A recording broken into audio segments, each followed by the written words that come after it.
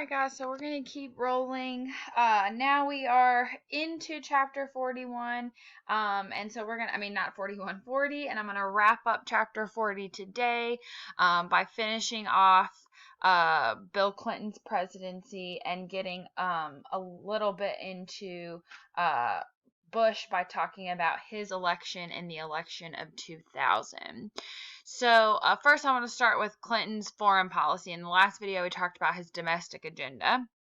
As far as foreign policy goes, the trigger word for most of the 90s was globalization. And this, is going to affect our economics, not only our foreign relations, but it's going to be every aspect of our government is going to be touched somehow by globalization. So what is globalization? Essentially, this is the process of using information and technology and, trade agreements even to continue to unite and bring closer our nation with other nations, and basically we're moving from just like a U.S. economy, and we're getting more and more involved and invested in our global economy and what that really looks like. During this time, we're experiencing our longest growth period ever in terms of economics. We will, starting in the 90s, we're going to see something called the dot-com boom, which brought a lot of new internet businesses. We're living in this information age, which has really revolutionized communications and has, caused the unemployment of a lot of intermediate jobs, people who are go-betweens, whether it be postal workers, stockbrokers, travel agents, because a lot of people can now do those things on their own with the internet and on computers. But it's also going to open up new jobs, and it's just going to be a transition of moving people from one job field into another. And so we're going to see this information sector in terms of jobs really start to grow. And so unemployment will actually drop to around 4%, was the lowest in the 90s, which was good. We'll start deregulating trade more to encourage more growth, because we're trying to, like I said, get more involved in that global economy. There are good things to this and there are bad things to this. One big thing that's going to be bad is we're going to repeal the Glass-Steagall Act. You probably haven't heard that since period 6, when we were talking about the New Deal, and that was a New Deal law. The Glass-Steagall Act required for banks, investment banks, and commercial banks, like where you bank and everything like that. Investment banks and commercial banks have to be two separate institutions, meaning where you put your money, the bank can't then gamble it on the stock market. That's what that law did. But Bill Clinton and his administration repealed that in an effort to continue the deregulation of these banks. This one decision to repeal the Glass-Steagall Act will allow banks to make the decisions that will lead us to the 2008 Great Recession, which will be our worst economic crisis since the Great Depression. And unless you want to, throw COVID-19 in there as the worst economic crisis ever, which, you could potentially argue that it's probably soon going to be rivaling the Great Depression. But aside from our current situation, the Great Recession in 2008 will be the worst since the New Deal and our unemployment rate in the 1930s. So this is definitely a dangerous road that we're heading down, but hindsight's 2020, and a lot of the people who were screaming this is a terrible idea were not really listened to, and the Clinton administration just sort of surged forward. Like I said, they're going to keep opening up trade. We're going to open up the WTO, the World Trade Organization. The day that Bill Clinton signs the agreement to begin this World Trade Organization, there were thousands of people protesting against this idea because it would lead, too much globalization breeds a large human and environmental cost in terms of bad labor conditions and sweatshops and things like that. And the best example of that is Nafta. So Nafta is probably one of the most controversial, policy decisions that Bill Clinton ever made. And since then, pretty much everyone, including Bill Clinton, has come to the realization and admitted, in several interviews and on TV that it was a terrible idea to sign NAFTA the way that it was written. So NAFTA stands for the North Atlantic Free Trade Agreement. This is an agreement between us, Mexico, and Canada to basically encourage free trade among our North American countries. That makes sense, right? We're trying to encourage trade and cooperation among the three of us. We're three fairly large countries with large manufacturing capabilities. We want to work together. Understandable.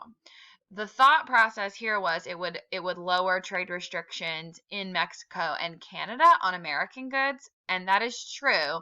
But in turn, it also pretty much eliminates any type of restrictions that we have on, products from Canada or Mexico. And it's not a big deal with Canada, but it is a big deal with Mexico because they lack so many of the regulations that we have in terms of workplace safety and things like that.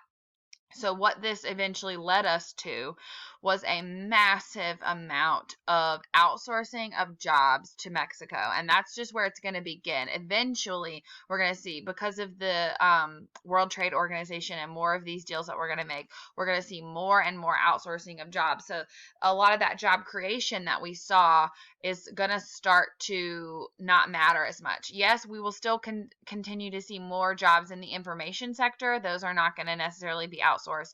But our manufacturing power, while it increases during this period, the amount of manufacturing jobs is actually going to significantly decrease. And a lot of that's because of the outsourcing as well as the mechanization that's going to start to happen now that we have so much more technology at our hands.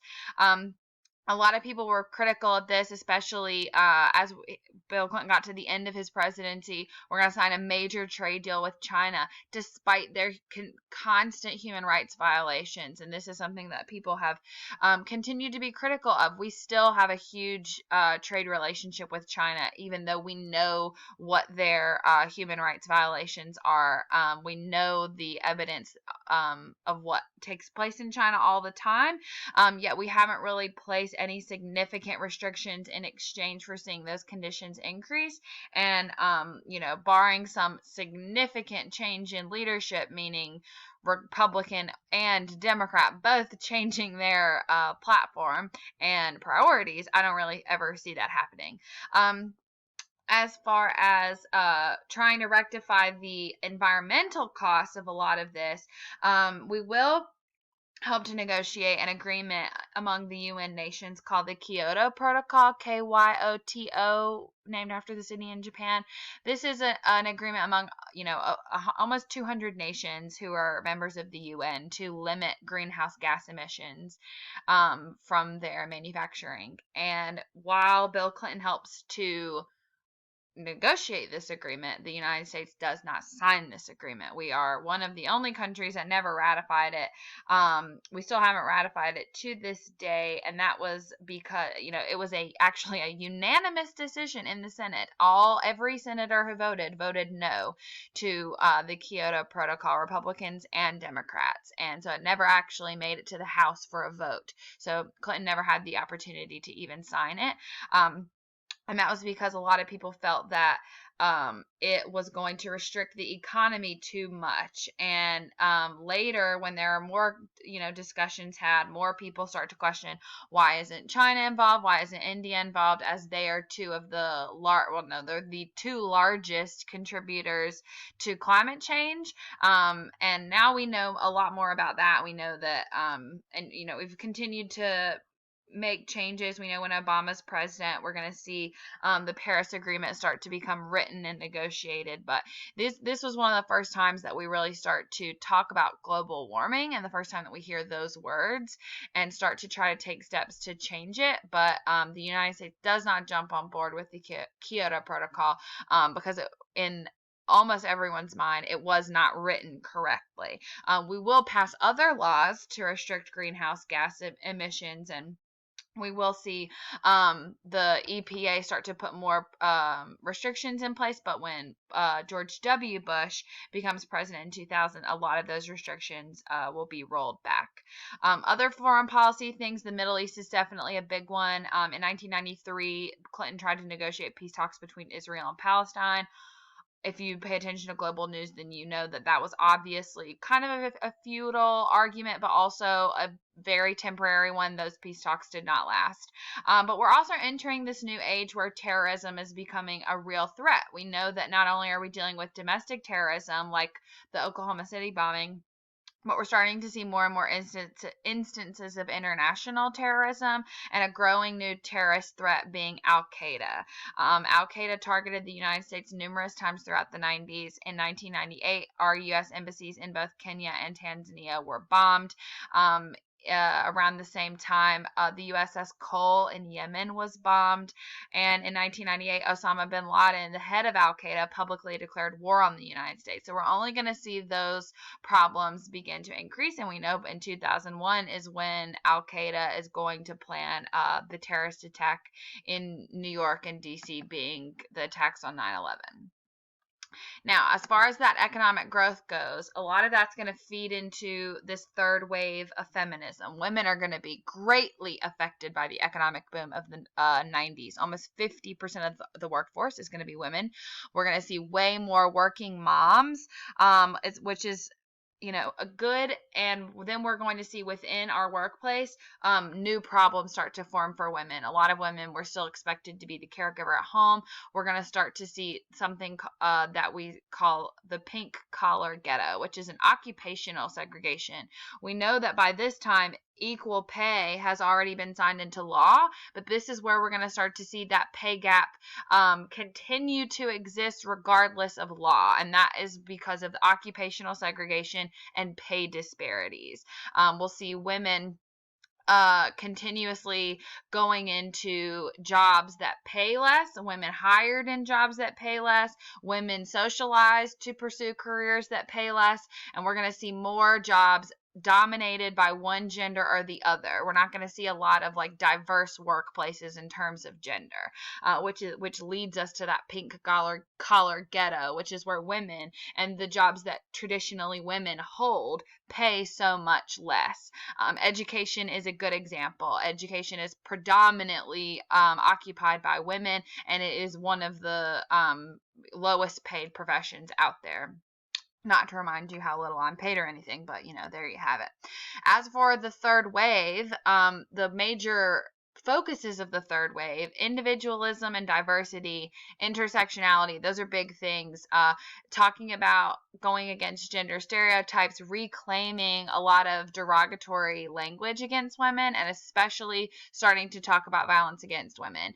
This was really kicked off in the beginning of the 90s when when George Herbert Walker Bush nominated Clarence Thomas, who I mentioned in the last video, who was accused of sexual harassment of Anita Hill. And during Anita Hill's testimony, we'll start to see more conversations about violence against women, whether it be verbal or physical. And by the time we get to the end of Clinton's presidency and we go through the entire Monica Lewinsky situation, that will just continue to bring this more and more into the forefront. So let's get right into it. Now, I'm sure that you've heard of Monica Lewinsky. I'm sure that you know who she is and her relationship with the president.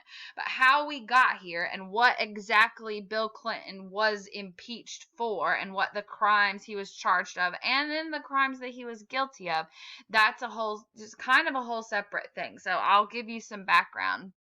Before anyone knew who Monica Lewinsky was, Bill and Hillary Clinton were under a separate investigation. It was called the Whitewater Scandal and the Whitewater Investigation, which included illegal loans and illegal campaign contributions. They had basically, signed on to recruit people to buy land and homes in a subdevelopment that was going to be called Whitewater.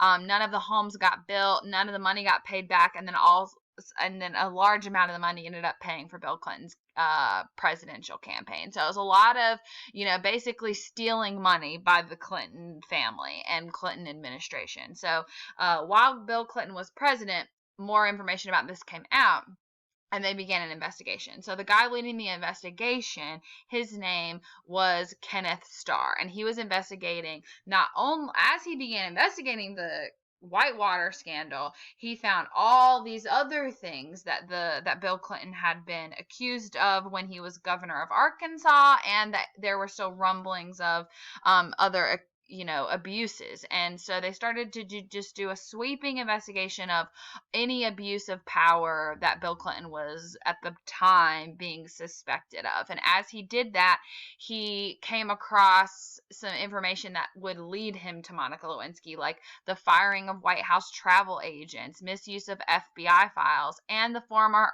sexual harassment lawsuits of multiple women in the Arkansas government.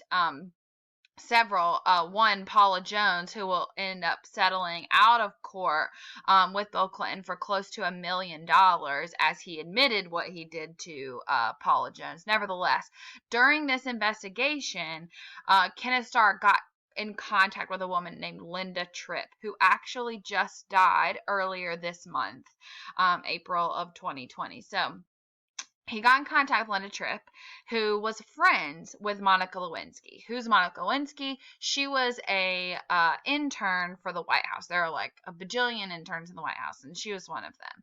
And Monica had been having an affair with the president, and when she would go, do her thing with Bill, she would call Linda and be like, "Girl, let me just tell you about me and the president." And Linda recorded all of these phone conversations, and Linda turned these tapes over to Kenneth Starr, which detailed Monica talking about all of these things about her and the president. So no one really ever needed Monica to testify because they had all of these recordings. Now, is it illegal to have an affair when you're the president of the United States? No, that's not illegal. It's not illegal to have an affair in general. You can cheat on your wife. It's immoral, but it's not illegal. No one's going to go to jail for that. And Bill Clinton was never impeached or charged with any crimes because of directly because of his relationship with Monica Lewinsky. It was similar to the Nixon impeachment, or road to impeachment for Nixon. It was his handling of the investigation. He was uncooperative and lied on several occasions while under oath. So his most famous line was that it depends on what your meaning of the word is. And I'll read you the entire statement. This is word for word what President Clinton said when basically confronted with the lies that he had previously told during this investigation. It depends on what the meaning of the word is. If is means is and never has been, that is not, well, that's one thing. If it means there is none, that was a completely true statement.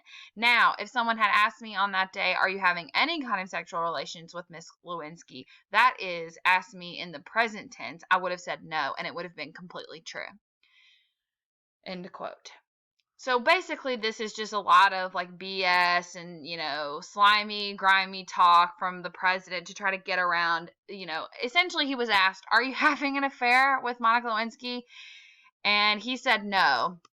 And he was like, later when they were like, well, here's all the evidence that you had an affair with Monica Lewinsky and used your power as the president to cover it up, which is a crime. He was like, oh, I thought you meant, am I currently having an affair, not have I ever had an affair with her? You just asked the question wrong. And everyone was pretty much like, well, that's some bull. We're not falling for it. And he was officially impeached in 1998. He was charged with perjury and obstruction of justice, making him the second president ever to be impeached after Andrew Johnson, because remember, Nixon wasn't impeached. He just came very close.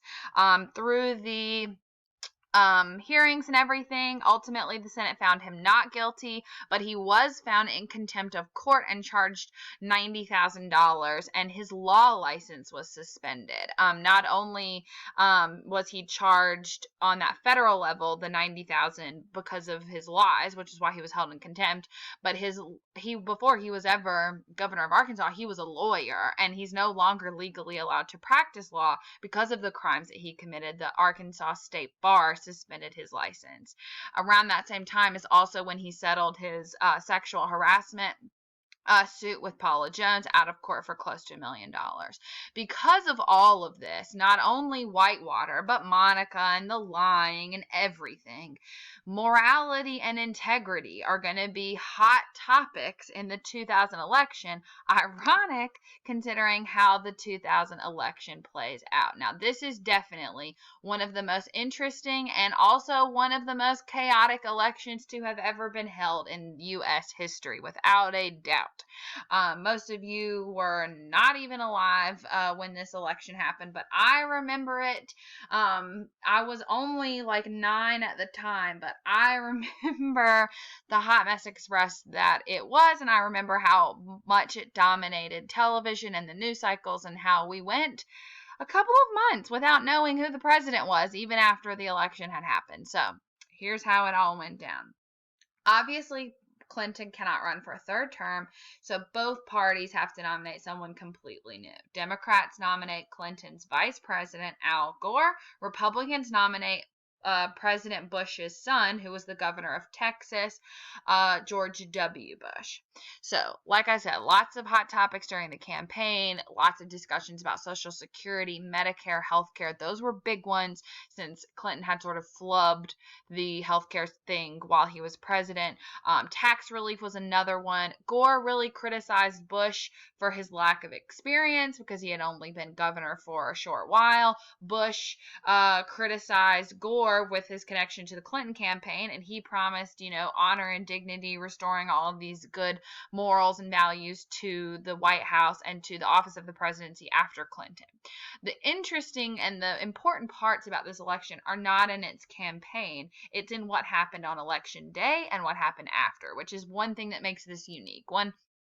Usually when we talk about big elections, like the election of 1800, we're not talking about what went down on election day or after. We're usually talking about the campaign. But here we're going to be talking about what happens on election day. So, election day comes, everyone votes, and if you remember in 2016, the last time we voted, and you'll see it happen this fall in 2020 when Trump is up for re-election. On election night, everyone on the news is calling states. And what that means is, each individual county counts their votes.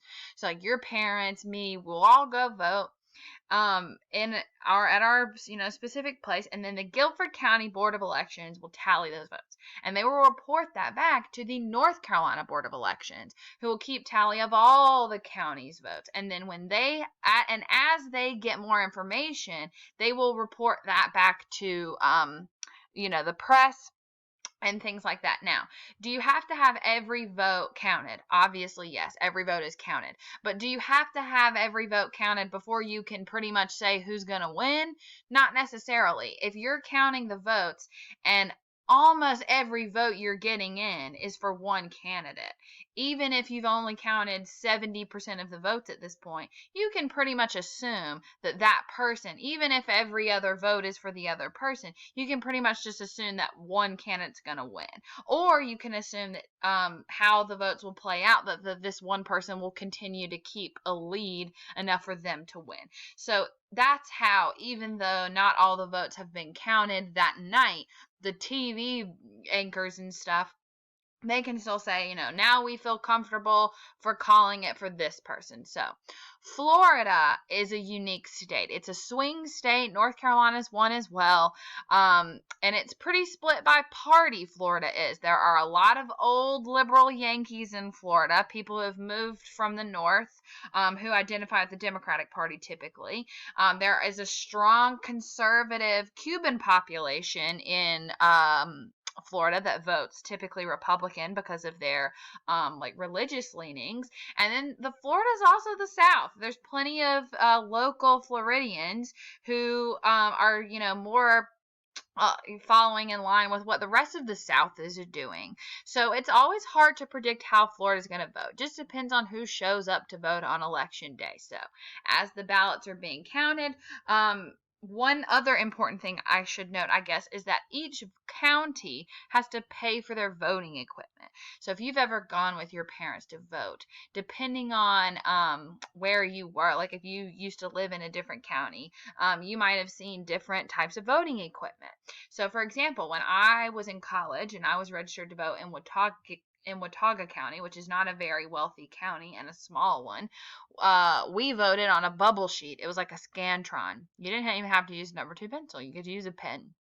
But you literally bubble in who you're voting for, and then you put it in this big thing that looks like a copy machine, and it like counts your vote, like scans your vote, you know, like a Scantron machine. And there are other ways to vote. You know, there's the electronic thing where you push the button and it's got the big lever. That's pretty much the most common way now. But one way that's sort of in the middle, I guess, in terms of technology, between, you know, halfway between a Scantron and a computer, is a punch card system, which is a manual CHADS. Now, CHADS is a big word, you know, trigger word for the 2000 election. We were all very much sick of hearing about CHAD. So what is CHAD, and how does the punch card system work?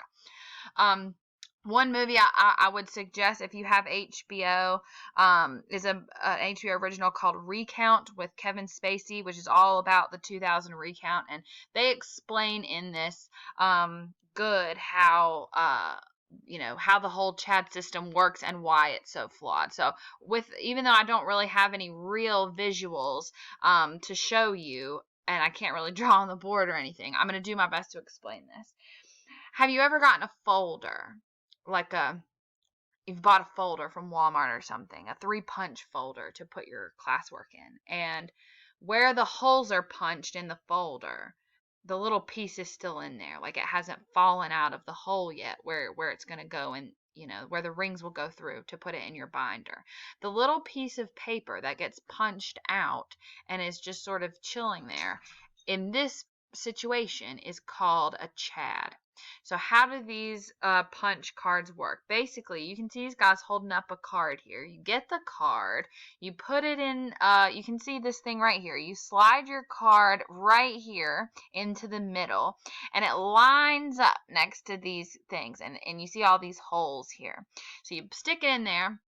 And let's say you look at, you know, this guy right here, Pat Buchanan. You decide you want to vote for him. Then in the hole next to his name where it's pointing, you have this little needle thing, and you punch it there. And what you do is that punches a hole through your card that you slid into the machine. And then when you've punched out all the people you want to vote for, you pull that out and you turn it in. And then that slides through a machine, and the machine counts all the holes.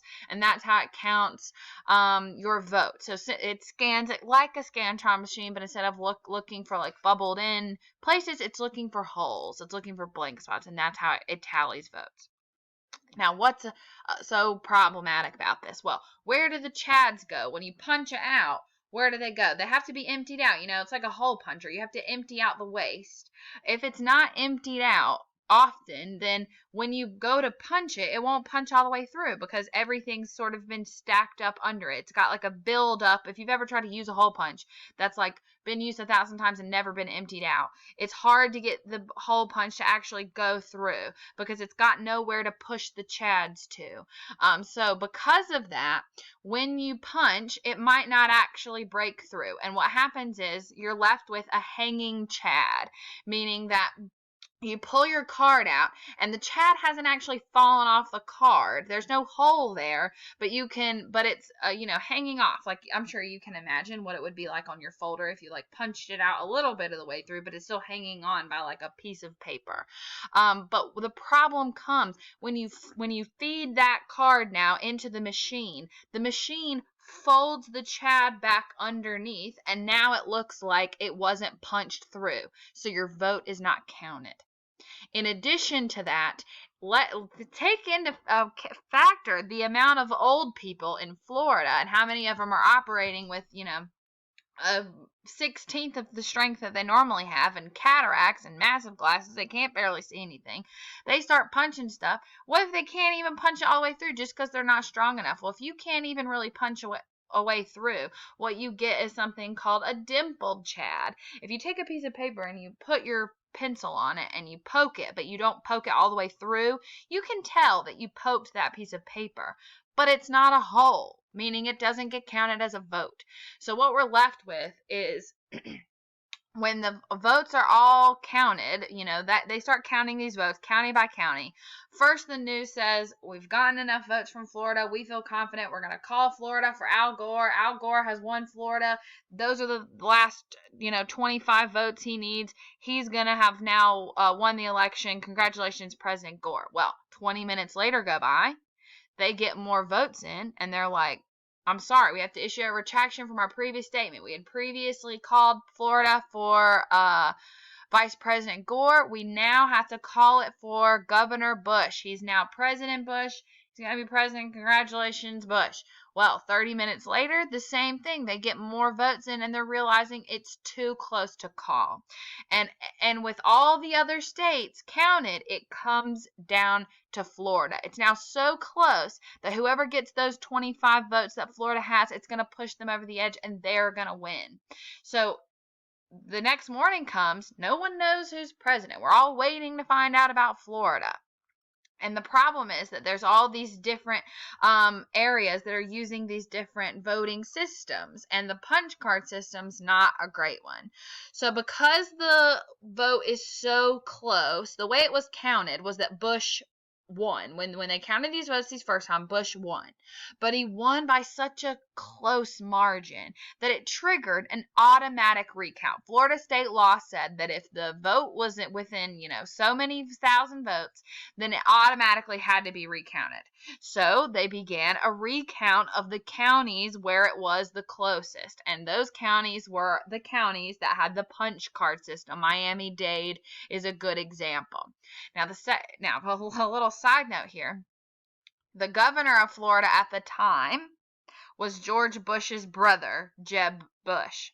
And his Secretary of State, Katherine Harris, is the one who's in charge of this recount. So obviously it's in her party and her administration's best interest that this recount be done as quickly as possible, because they don't want to risk too many new votes being counted for Gore, which would allow Bush to lose the election. So she says, this is, it has to be done. Let's recount. They recount. After a few hours, she says, Bush is the winner, case closed. Well, then Al Gore's people are like, this is not over. This is not over. They start contacting voters in these areas using the punch card system. And some of these old people start saying that they think they might have accidentally voted for Pat Buchanan when they meant to vote for Al Gore because of how the punch card lined up.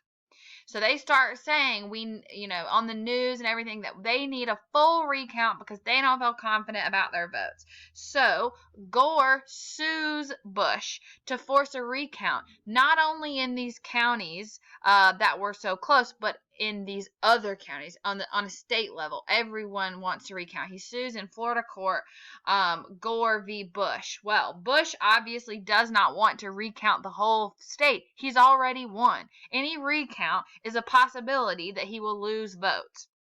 So he sues Gore to stop the recount on a federal level in the Supreme Court, Bush v. Gore. That case makes it to the Supreme Court. Supreme Court says in a 5-4 decision that yes, the recount will happen. And not only will these counties be recounted, but the entire state of Florida needs to be recounted. Now, how does the recount go? Well, here's how the recount looks. You can see these two guys here. They're holding up a punch card. So here's how it goes. One person from the Democratic Party sits at a table with a person from the Republican Party, and they pick up a punch card, and they say, let's say I'm the Democratic person, so I pick up the punch card, and I hold it up to the light, and I see the holes, and I say, I see the hole here, So I call this vote as a vote for Bush. Well, we're each here to make sure we don't cheat, right? Like there's a Republican sitting at the table with me to make sure that I'm not cheating and just calling it for Bush or Gore or whoever because of the party I'm affiliated with. So I say I call it for Gore. The Republican says, nope, I think that that's a hanging chad, which could have happened from the handling of the cards. I mean, if you're holding a punch card and you fling it around, some of those things are just going to fly out, whether or not they've been punched, right? Some of them will just fall out. It's not a perfect system. So the Republican person, obviously, whether or not it's been punched or not, whether it's hanging, dimpled, or whatever, they're going to say that it doesn't look like it and that they contest it. So there's a team of lawyers at every table, both representing the Republicans and the Democrats, and they contest the votes. If they can't decide if it's for Gore or Bush, they put it in another basket, and that basket gets taken to the election board where they sit at another table and they look at each vote and they decide, is this a Bush vote or is this a Gore vote?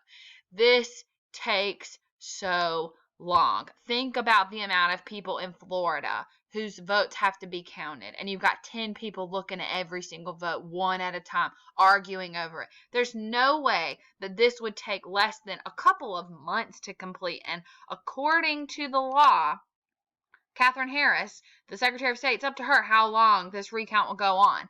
And she uses the law. She says the law says it's going to be done in 5 days. It's got to be done in 5 days. Now, the law also says that it can be extended in case of emergency.